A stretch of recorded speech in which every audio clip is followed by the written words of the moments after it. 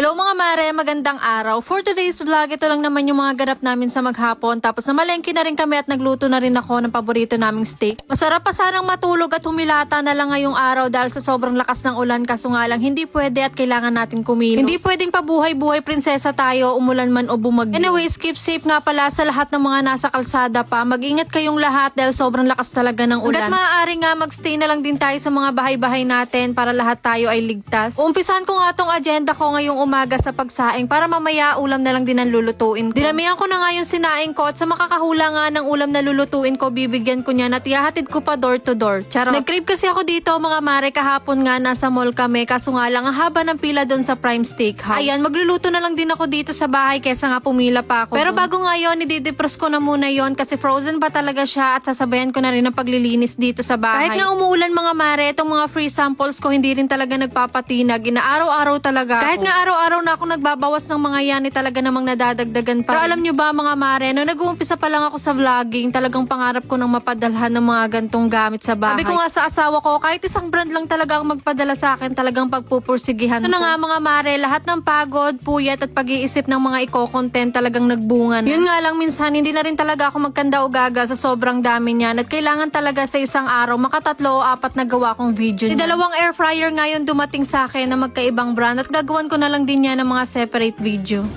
Alam mo pumatang may asawa ka eh.